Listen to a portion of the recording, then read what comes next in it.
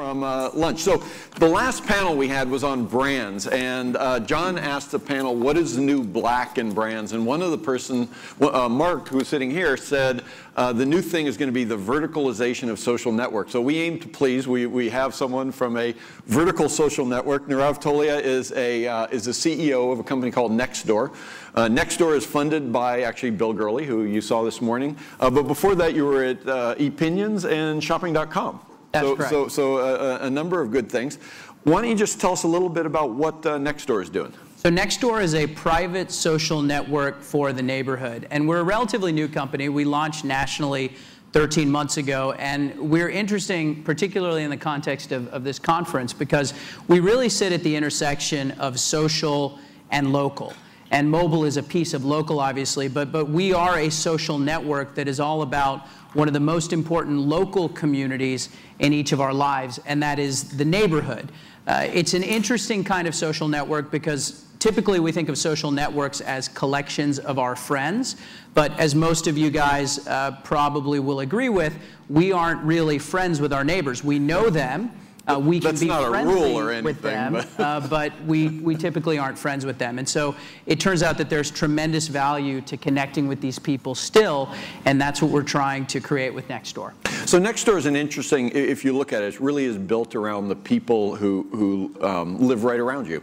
You know, one of the things when we were looking at Facebook, social networks in general, and a lot of times people go, social networking's been done. You got Facebook with a bazillion people on it. Everybody who's anybody has a Facebook page.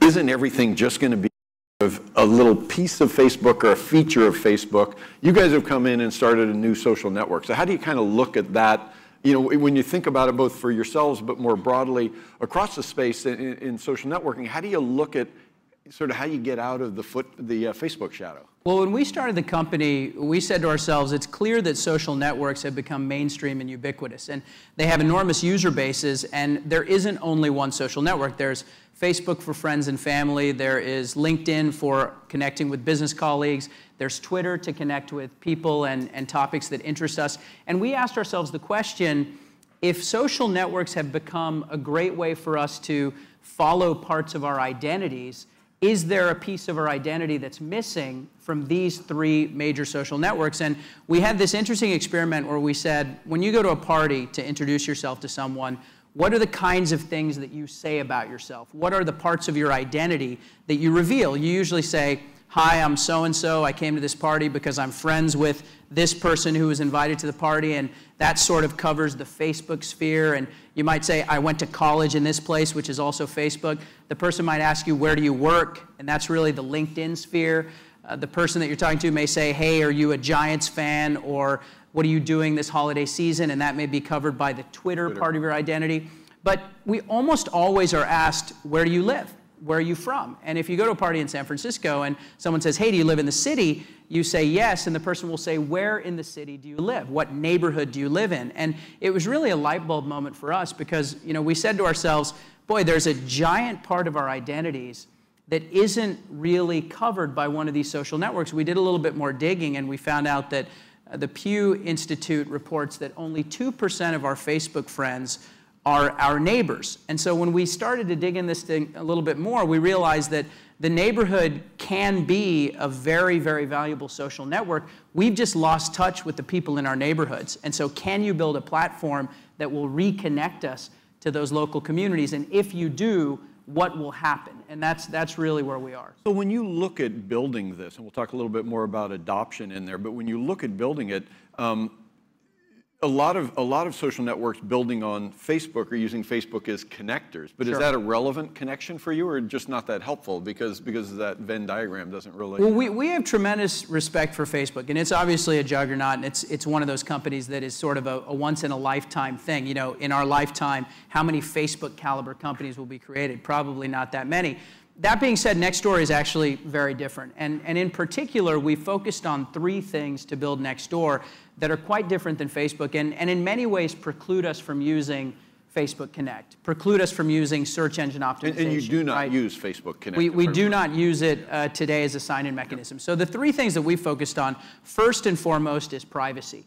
If you can't nail privacy, Because remember, if you don't know your neighbors, when you're interacting with these people on this social network for your neighborhood, how do you know that these people actually live close by? And so we've had to actually build address verification technology and make each of these next-door websites for neighborhoods completely distinct and private. So we have 6,500 private next-door websites for 6,500 neighborhoods in 49 states, and each of those only have members inside them that have verified their addresses. And so address verification, security, privacy, none of the content is indexed in Google, because when you're talking about where you live, and in many cases your children, where they go to school, that shouldn't be publicly accessible. So right off the bat, if we had Facebook Connect, there's too much of an association around Facebook, and if I use Facebook Connect, is this going to be shared with my Facebook friends? And we just couldn't take that risk.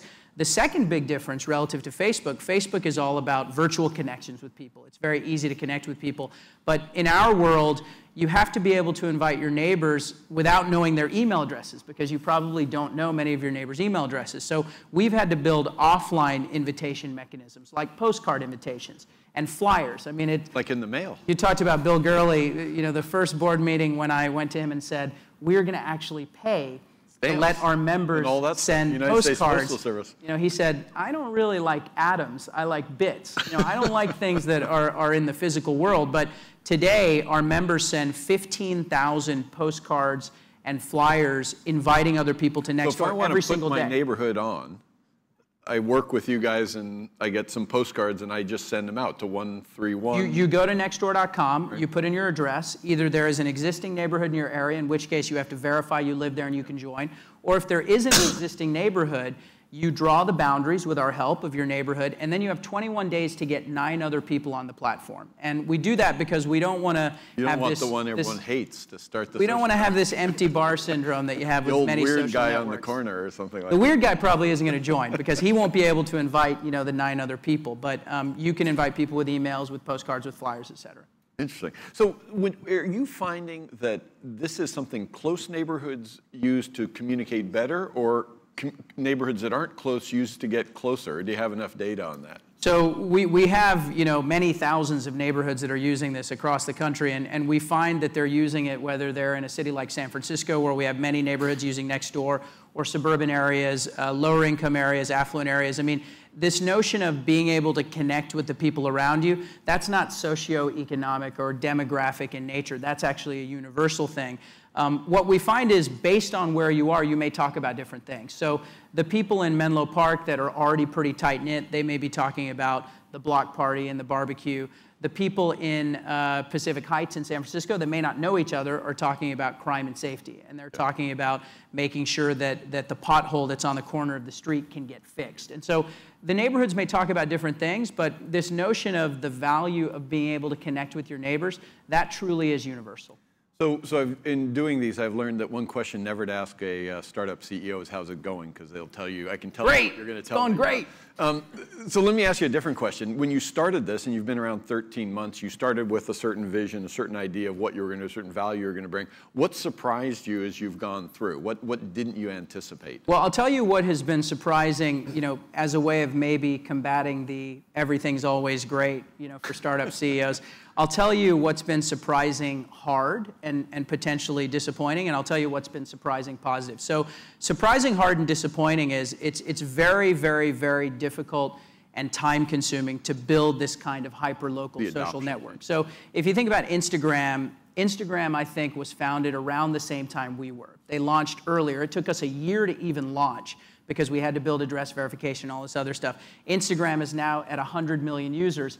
And I won't tell you how many users we have, but I will tell you it's not 100 million, right? And it's because it's literally like hand-to-hand combat building each one of these neighborhood websites, and that's something that I think about deeply all the time. And I'm always trying to rack my brains thinking, how can we grow faster? When I started Opinions in 1999, we had 1 million users in about a month.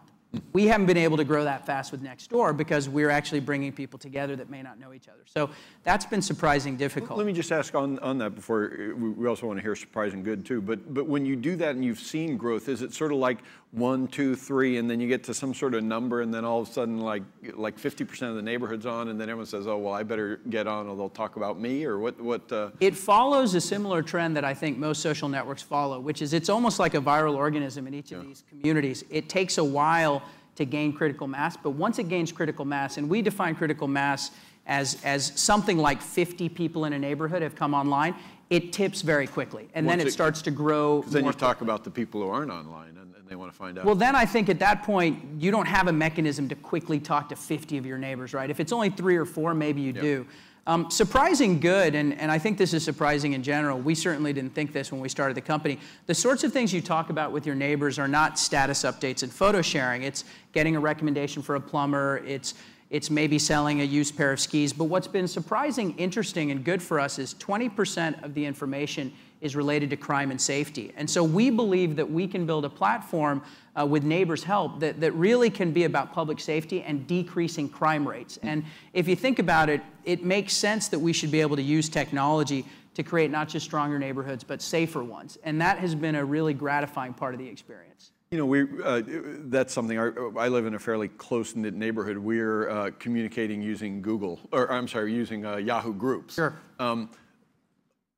Great in some ways, but a little annoying in others. There's no archiving, there's no saving. Is that, I mean, that's part of it, is that you have more of a web presence rather than this kind of transitory email. Certainly we were inspired by Yahoo Groups because it's a product that hasn't really evolved in a long time, but many people still use it and they're loyal to it. And we think by bringing some of the best practices of social networking and thinking about how to optimize things for mobile and thinking about address verification and things that don't really exist in general all-purpose lists, you can create something better. Yeah.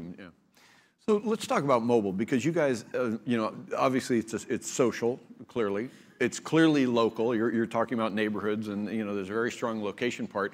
On the mobile part, the outputs of this go to your mobile phone in the sense that they're email. But right now you don't have a mobile app, but you're able to sort of step back and look at, you know, what people are doing in mobile apps. So let me ask the question of, I mean, 2 questions. One is there a mobile app in the future? And second, as you look at mobile apps, what's the piece that you think mobile brings to something like this that's unique, beyond the fact that just, you know, we all stare at our mobile phones all the time? So much of the content on Nextdoor is delivered via email, and so already 15 to 20% of our usage comes from mobile web browsers.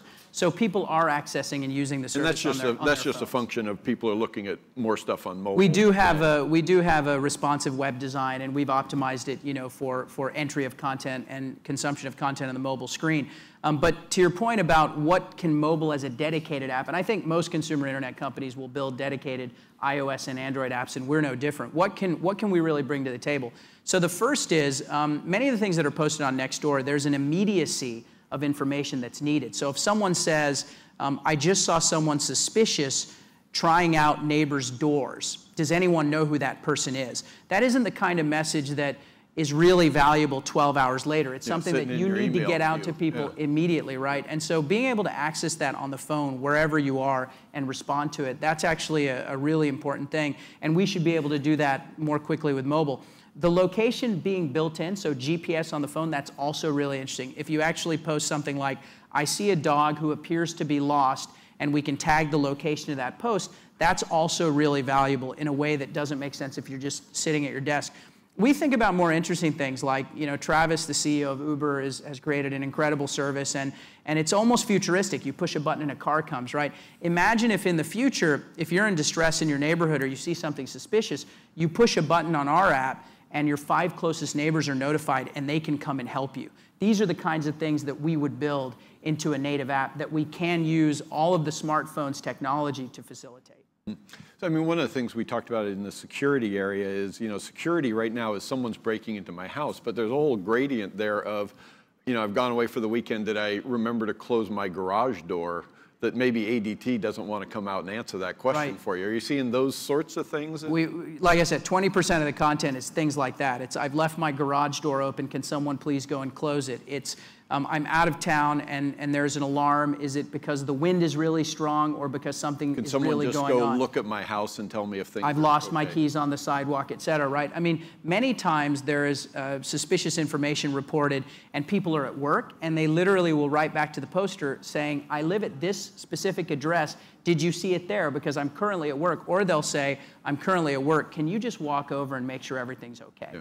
So this is the kind of stuff you see. Talk a little bit about adoption and sort of, you know, this is literally street by street. I mean, by definition. So when you think about adoption, what are the things that you think are kind of key building blocks on how you're going to kind of build this out into, you know, whatever million? It's pretty simple for us. The key metric that we look at is how many neighborhoods are using Nextdoor. And I said that there are 6,500 now in 49 states. We think there's no sort of objective measure of the number of neighborhoods in America, but we think there are a couple of 100,000. So we've just started. We have very little penetration today, but I think we have a lot of upside in the future. We're almost out of time. I'll try and take a few questions if we have some. Oh, we are out of time, but I'll ignore that briefly. Talk a little bit about the business environment now. You're funded by a very good venture firm. There's a lot written about you know, various Series A crunches and crunches through the fine. What's your experience been, or all those things kind of taken care of? You know, we are very fortunate to be funded by Benchmark and several other really top-notch VC firms. And I think one of the benefits as an entrepreneur of being funded by one of those guys is, regardless of the cycle, you feel like you're supported. You feel like you have a lot of assistance. You are working with people who are going to be around and have been around for a long time. And so it really sort of takes the financing discussion off the table and lets you as an operator, as an entrepreneur, focus 100% on the product. I'm out of time, but I'm going to look out there and see, are there any questions? I think this is a great example of a very unique social network. Yeah, Phil.